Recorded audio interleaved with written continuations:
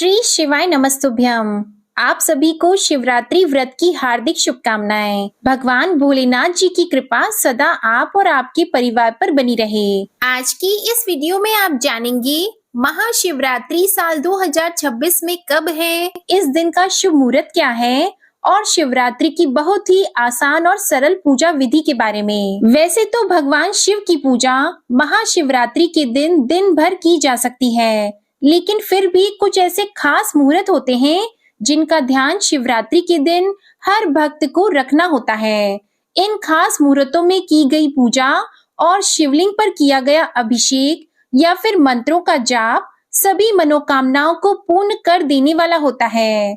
सबसे पहले बात करेंगे प्रदोष काल की। प्रदोष काल वह समय होता है जो सूर्यास्त से 45 मिनट पहले और सूर्यास्त के 45 मिनट बाद का समय। इसलिए न सिर्फ शिवरात्रि के दिन बल्कि भगवान शिव को समर्पित जो भी दिन होते हैं, चाहे वो सोमवार का दिन हो, मासिक शिवरात्रि का दिन हो, प्रदोष व्रत का दिन हो, उस दिन भी भगवान शिव की पूजा प्रदोष काल में ही करनी चाहिए। ऐसे में हो सके तो इस समय आप आसपास के किसी शिव मंदिर में जाकर पूजा कर सकते हैं, और ऐसा संभव ना हो तो घर पर भी आप पूजा कर सकते हैं। और अगर आप कहीं बाहर हैं तो आप बाहर रहते हुए भी मानसिक पूजा यदि भगवान शिव की इस समय में करते हैं तो उस पूजा को भी भगवान शिव बहुत जल्दी स्वीकार कर लेते हैं।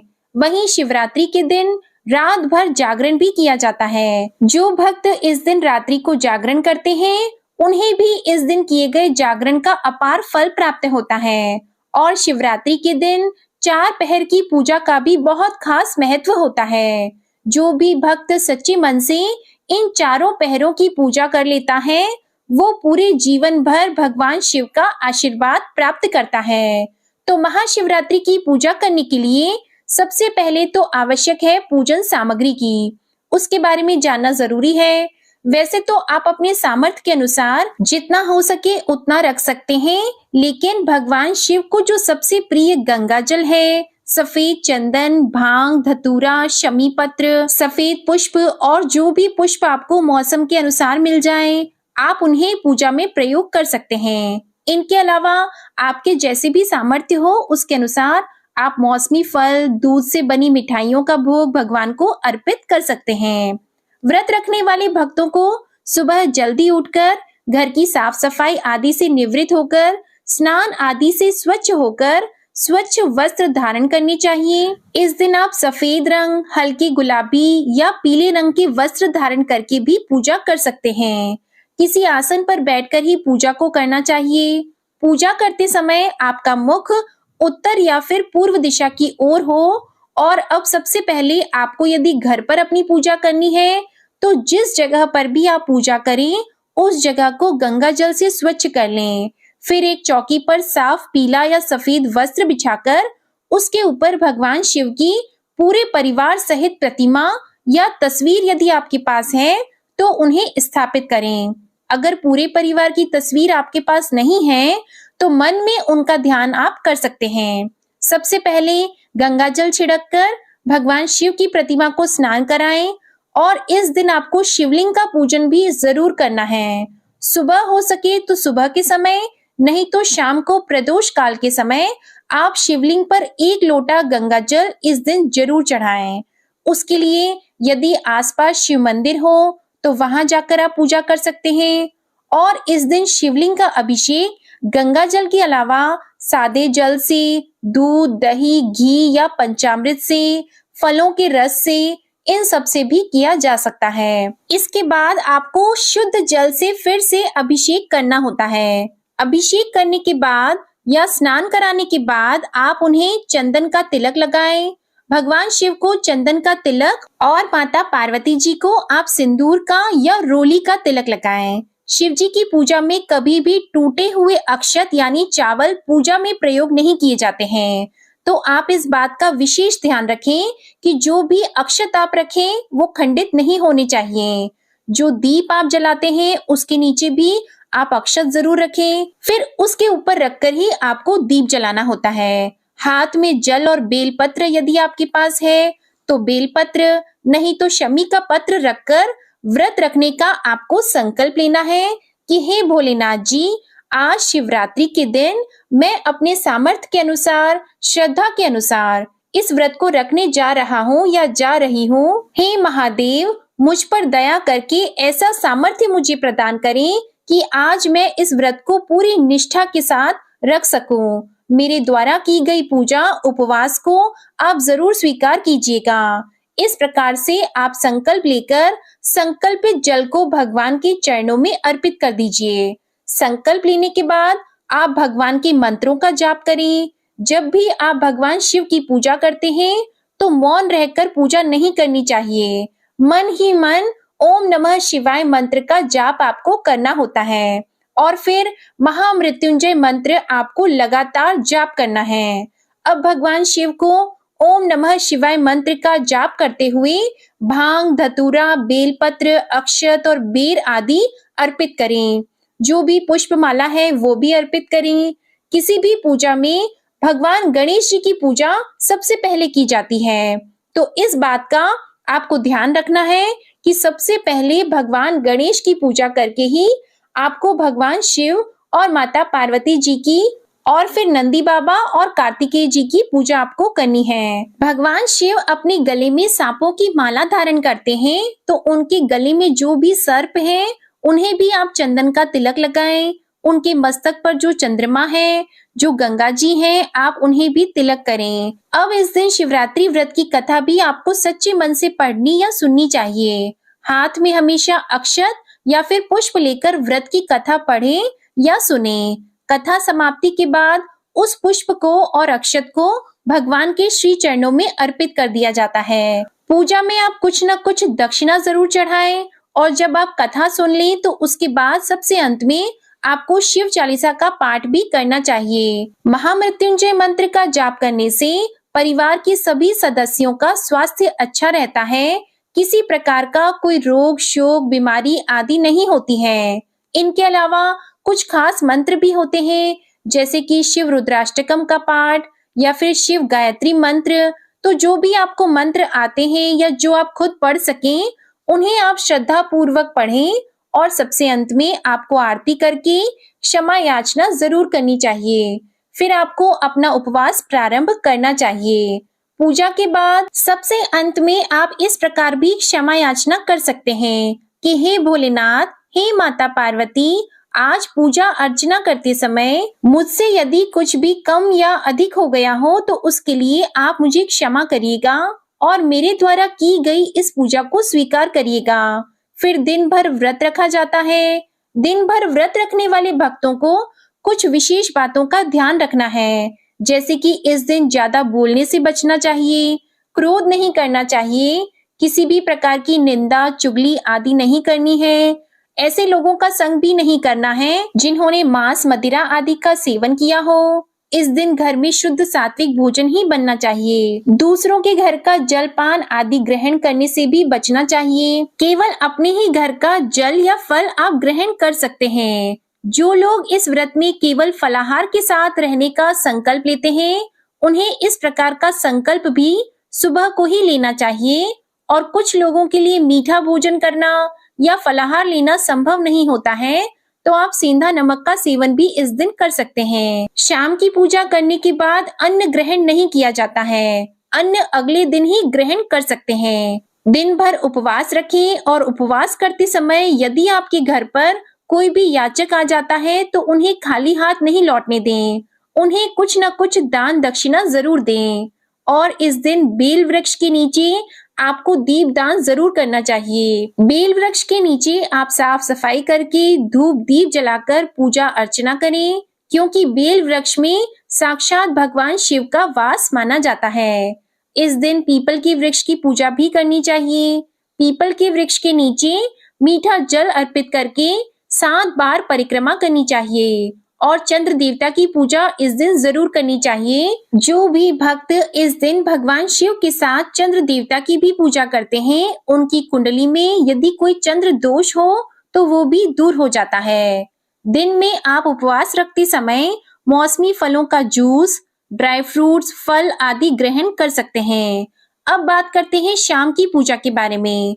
तो शाम की पूजा यानी प्रदोष काल के समय जो पूजा की जाती है, प्रदोष काल का समय भी आपको हमारी वीडियो में मिल जाएगा। तो प्रदोष काल के समय पूरी कोशिश करें कि आसपास शिव मंदिर में जाएं और वहां शिवलिंग का अभिषेक करें।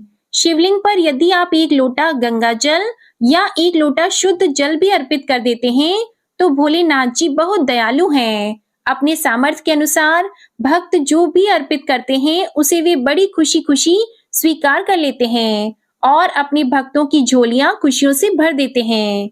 शिवलिंग पर कभी भी जल चढ़ाते समय आपको एक बात का ध्यान रखना होता है कि आप डायरेक्ट जल शिवलिंग पर न चढ़ाएं। सबसे पहले भगवान गणेश जी का जो स्थान होता है शिवलिंग के पास में, वहां पर आप जल अर्पित करें, फिर माता पार्वती जी को, फिर अशोक सुंदरी को। अशोक सुंदरी का स्थान वो होता है जो शिवलिंग के बीच में जहां से गंगा जल निकलने की जगह होती है, उसको अशोक सुंदरी का स्थान माना गया है।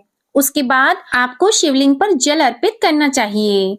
1 लोटा जल से भी आप सभी में जल अर्पित कर सकते हैं। इसी प्रकार यदि आप दूध, दही, घी अर्पित कर रहे हैं तो उन्हें भी इस प्रकार से अर्पित करना है। जो भी जल की धारा है या जो भी द्रव्य आप अर्पित करते हैं वो धारा बीच में से टूटनी नहीं चाहिए।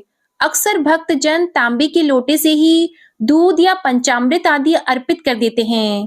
तांबे के लोटे में ही रखकर दही अर्पित करते हैं, तो आपको ऐसा भी नहीं करना है। तांबे के लोटे में रखा गया दूध, दही या पंचामृत विष के समान हो जाता है।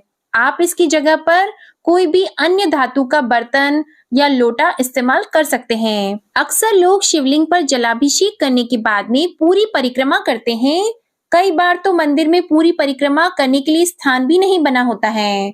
वो इसलिए क्योंकि शिवलिंग की परिक्रमा हमेशा आधी ही की जाती है। आधी परिक्रमा करके वापस अपनी जगह पर आना होता है। जो भी कन्याएं या महिलाएं इस दिन उपवास रखती हैं, उन्हें इस बात का ध्यान रखना है कि यदि आपने सिर से स्नान किया है तो शिवजी की पूजा करते समय सुबह हो या शाम हो, आपके बाल गीले नहीं होने चाहिए। बालों से पानी नहीं टपकना चाहिए। बाल पूरी तरह सुखाकर बांध कर ही आपको पूजा करनी चाहिए और साथ ही सर भी ढका हुआ होना चाहिए। जब शिवलिंग पर आप अभिषेक करते हैं उसके बाद आपके पास यदि चंदन है तो चंदन से आप त्रिपुंड्र शिवलिंग पर जरूर लगाएं। त्रिपुंड्र को महिलाएं भी लगा सकती हैं, पुरुष भी लगा सकते हैं। अब यदि आपके पास चंदन भी नहीं है तो आप केवल 3 उंगलियां भी यदि त्रिपुंड्र की तरह शिवलिंग पर घुमा देते हैं, जो शिवलिंग के मस्तक पर 3 लाइनें बनी होती हैं, उन्हें त्रिपुंड्र कहते हैं और इन तीनों रेखाओं के भी देवता होते हैं। अब त्रिपुंड्र लगाने के साथ ही आप अबीर, गुलाल भगवान को अर्पित करें, क्योंकि ये लगाना शिवरात्रि के दिन बहुत ही शुभ माना जाता है। यदि आपकी कोई खास मनोकामना है, उसकी पूर्ति के लिए शिवलिंग पर आप अबीर, गुलाल अर्पित करें। भांग, धतूरा, बेलपत्र, शमी पत्र, जो कुछ भी आपके पास हो उसे भी श्रद्धा से अर्पित करें। और इस दिन माता पार्वती जी की मांग में सिंदूर लगाने से वैवाहिक जीवन से जुड़ी समस्याएं भी दूर हो जाती हैं। यदि किसी कन्या के विवाह में कोई बाधा आ रही हो तो उनका विवाह भी जल्दी और अच्छे वर के साथ हो जाता है। आज के दिन माता पार्वती जी और भगवान शिव का गठबंधन भी किया जाता है, क्योंकि इसी दिन भगवान शिव और देवी पार्वती का विवाह हुआ था। तो इस उपलक्ष्य में यदि आपके जीवन में ऐसी कोई समस्या है, उसके निवारण के लिए आप भगवान शिव और माता पार्वती जी का गठबंधन भी कर सकते हैं। गठबंधन कैसे? जैसे कि फेरों के समय जब चुनरी में गांठ लगाई जाती है, जो पटका जिसे बोलते हैं, तो गांठ आप लगाएं और 3 बार गांठ लगाकर जो भी आपकी मनोकामना है उसकी पूर्ति के लिए प्रार्थना करें। माता को आप चुनरी चढ़ाकर भगवान शिव से स्पर्श कराकर उसी चुनरी में गांठ लगा सकते हैं, या फिर मौली या कलावा लेकर उसमें भी आप 3 गांठ लगाकर अपनी मनोकामना दोहरा सकते हैं और उसके बाद उसको वहीं पर छोड़कर आ जाएं। इस उपाय को यदि आप शिव मंदिर के बाहर करते हैं तो बहुत अच्छी बात है, और फिर जब आपकी मनोकामना पूर्ण हो जाए तो जो भी मनौती आपने मांगी है, चाहे आपने आटे के दिए जलाने की मनौती मांगी है या जो भी आपकी इच्छा हो, उसके अनुसार मन्नत आप अपनी पूरी जरूर करें। आटे के दीपक का भी पूजा में बहुत खास महत्व होता है। हमारी मनोकामना जो है उसका भी संबंध आटे के दियों से होता है। अगर आपकी भी ऐसी कोई मनोकामना है जो बहुत पूजा पाठ करने के बाद भी और बहुत से नियमों का पालन करने के बाद भी पूरी नहीं हो रही हो, तो आज शिवरात्रि के प्रदोष काल के समय आप आटे के कम से कम एक चौमुखा दीपक शिवलिंग के सामने जरूर जलाएं। नहीं तो अगर आप घी का दीपक जलाएं या फिर तिल के तेल का दीपक भी आप जला सकते हैं। शिवलिंग की परिक्रमा करते समय आप केवल नमः शिवाय मंत्र का जाप करें। इस समय जो आपकी मनोकामना हो उसकी पूर्ति के लिए प्रार्थना करें, क्योंकि भोलेनाथ अंतर्यामी हैं, अपने भक्तों का सारा हाल जानते हैं। कोई भी बात उनसे छिपी नहीं होती है। बस आप सच्चे मन से मंत्रों का जाप करें और निस्वार्थ भावना से पूजा करें, और आप शिव चालीसा का पाठ वहीं पर बैठकर करें। शिव मंदिर में बैठकर किए गए किसी भी मंत्र का जाप बहुत जल्दी फलदायी होता है। तो ये तो थी प्रदोष काल के समय की पूजा, जिसके बाद आप अपने घर पर आ जाएं और घर पर आने के बाद जो भी फल और नैवेद्य, जो भी भोग आप भगवान को अर्पित करते हैं, जैसे कि फल, मिठाई, अखंड चावल से बनी खीर का भोग, मौसमी फल, दूध या दूध से बनी हुई मिठाई या पंजीरी आदि का भोग जो भी भगवान को अर्पित करते हैं, उनको आप प्रसाद रूप में घर पर भी ला सकते हैं। शिवलिंग पर चढ़ाए गए बेलपत्र में से एक पत्र आप उठाकर घर लेकर आएं और अपने घर की तिजोरी में रख दें। ऐसा करने से घर में शुभता आती है। शिवलिंग पर जो भी जल चढ़ाया जाता है तो आप अपने लोटे में बचाकर थोड़ा सा जल अपने घर पर भी लाएं। उसे अपने घर के मुख्य द्वार पर, मंदिर और सभी स्थान पर उसे अच्छे से छिड़क दें। ऐसा करने से घर की नकारात्मक शक्तियां दूर हो जाती हैं और घर की सुख समृद्धि को नजर नहीं लगती। इससे परिवारजनों पर भगवान शिव का आशीर्वाद सदा बना रहता है। इस जल को घर के सभी सदस्यों को अपनी दोनों आंखों पर और अपने कंठ में भी लगाना चाहिए। इसी प्रकार से मंदिर में पूजा करके आने के बाद अपने घर में भी पूजा जरूर करें, और आरती और भोग लगाने के बाद आप अपने सामर्थ्य के अनुसार फलाहार कर सकते हैं। यदि आप फलाहार नहीं करना चाहते हैं तो जल ग्रहण करके भी आप अपनी रात को जागरण कर सकते हैं। फलाहार में आप लौकी या फिर कुट्टू का आटा वगैरह इस्तेमाल कर सकते हैं। बहुत से लोग इस दिन कुछ भी ग्रहण नहीं करते, तो जैसा भी आपका सामर्थ्य हो उसके अनुसार आप उसे पालन कर सकते हैं। रात में 4 पहर की पूजा की जाती है, जिसके नियम थोड़े कठिन होते हैं, लेकिन अगर आप ऐसा न कर पाए तो जो 4 पहर आपको बताए गए हैं उसके लिए रात्रि जागरण करना होता है, और अगले दिन शुभ मुहूर्त में आपको एक बार फिर से जलाभिषेक करके फिर पूजन अपना पूर्ण करना होता है। उसके बाद आप अन्न ग्रहण कर सकते हैं। शुद्ध सात्विक भोजन को पहले भगवान को भोग लगाना चाहिए, फिर स्वयं उसे ग्रहण करना चाहिए। महाशिवरात्रि के दिन 4 पहर की पूजा करने के लिए हर पहर में अलग अलग चीजों से पूजन करना चाहिए। जैसे कि पहले पहर में आप दूध से, दूसरे पहर में दही से, तीसरे पहर में घी से और चौथे पहर में शहद से भगवान शिव की पूजा कर सकते हैं। इस दिन पूजा करने के लिए आप आसपास शिव मंदिर में जाकर भी जागरण कर सकते हैं। ऐसा करना संभव न हो तो घर में ही जो भी आपने चौकी स्थापित की है, जो शिव परिवार की प्रतिमा या तस्वीर आपके पास है, या भगवान शिव की जो भी प्रतिमा तस्वीर आपके पास है, उनका पूजन आप कर सकते हैं। आज के दिन बहुत से लोग अपने घर में ही मिट्टी के पार्थिव शिवलिंग बनाकर उनका पूजन करते हैं, जिसका विसर्जन अगले दिन पूजा करने के बाद कर दिया जाता है। अगर हो सके तो अपने घर पर शिवलिंग बनाकर भी आप 4 पहर की पूजा कर सकते हैं। 4 पहर की पूजा करने का जो नियम है उसमें इन चारों वस्तुओं को आपको जो बताई गई हैं उनसे अभिषेक किया जाता है, और हर अभिषेक के बाद एक बार आप शुद्ध जल से अभिषेक जरूर करें। जैसे पहले पहर में आपने दूध अर्पित किया है तो दूध अर्पित करने के बाद फिर से आप जल से अभिषेक करें। दूसरे पहर में दही से अभिषेक किया तो फिर से जल से अभिषेक जरूर करें। ऐसा करने से भगवान शिव प्रसन्न होते हैं और मन की सभी मनोकामनाओं को पूर्ण करके आशीर्वाद देते हैं। अभिषेक करने के अलावा आप किसी भी खास मंत्र का, जैसे आप सबसे शक्तिशाली मंत्र ओम नमः शिवाय या नमः शिवाय मंत्र, केवल सच्चे मन से किए गए इस एकमात्र मंत्र का जाप भी आपकी सभी मनोकामनाएं पूर्ण कर सकता है।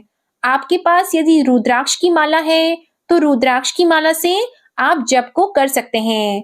अगर रुद्राक्ष की माला नहीं है तो आप लगातार मन ही मन जितना आपका सामर्थ्य हो उतनी देर तक आप जप को कर सकते हैं। कई बार भक्तों के लिए 4 पहर की पूजा करना संभव नहीं होता है, तो आप पहले पहर की और अंतिम पहर की पूजा भी कर सकते हैं, लेकिन मान्यताओं के अनुसार चारों पहर की पूजा करने का ही फल होता है। फिर भी यदि आपकी बहुत इच्छा हो तो आप प्रथम पहर और अंतिम पहर, जो कि अगले दिन सुबह के समय ब्रह्म मुहूर्त के समय का होता है, उसमें भी आप पूजा कर सकते हैं। उसके बाद एक बार फिर से जलाभिषेक करें, भगवान शिव की पूजा विधि विधान से करें, भोग लगाएं और प्रसाद रूप में उस भोग को ग्रहण करें। इस प्रकार से आपका शिवरात्रि का व्रत पूर्ण हो जाता है। अब जानिए महाशिवरात्रि पर्व की तिथि और शुभ मुहूर्त के बारे में। चतुर्दशी तिथि प्रारंभ होगी 15 फरवरी दिन रविवार को शाम 5:06 पर और चतुर्दशी तिथि की समाप्ति होगी 16 फरवरी दिन सोमवार को शाम 5:34 पर। ऐसे में इस बार महाशिवरात्रि का व्रत 15 फरवरी दिन रविवार को रखा जाएगा। व्रत सुबह से प्रारंभ होगा और अगले दिन सोमवार को सूर्योदय के साथ ही व्रत का पारणा किया जाएगा। महाशिवरात्रि के व्रत में निशिता काल में भी मुख्य पूजा होती है, तो निशिता काल मुहूर्त इस दिन रात 12:09 से देर रात 1:01 तक रहेगा और प्रदोष काल का मुहूर्त रहेगा 15 फरवरी रविवार को शाम 5:33 से शाम 7:03 तक और महाशिवरात्रि में प्रथम पहर की पूजा का मुहूर्त रहेगा 15 फरवरी रविवार को शाम 6:11 से रात 9:23 तक। दूसरे पहर की पूजा का मुहूर्त रहेगा रात 9:23 से मध्य रात्रि 12:35 तक और तीसरे पहर की पूजा का मुहूर्त रहेगा रात 12:35 से सुबह 3:47 तक और पूजा के चौथे और अंतिम पहर की मुहूर्त रहेंगे 16 फरवरी सोमवार को सुबह 3:47 से सुबह 6:59 तक। वैसे तो शिवरात्रि के व्रत में चारों पहरों में पूजा की जाती है, लेकिन आप एक समय भी एक पहर की पूजा भी कर सकते हैं और इस दिन प्रदोष काल का समय रहेगा शाम 5:33 से शाम 7:03 तक। महाशिवरात्रि के दिन भद्रा काल भी रहेगा, जिसका समय 15 फरवरी रविवार को शाम 5:04 से प्रारंभ होगा और भद्रा काल की समाप्ति अगले दिन सुबह 5:23 पर होगी। भद्रा का वास पाताल लोक में रहेगा और यह पृथ्वी लोक पर अशुभ नहीं मानी जाएगी। यानी महाशिवरात्रि की पूजा या रुद्र अभिषेक, जल अभिषेक आप भद्रा के दौरान कर सकते हैं।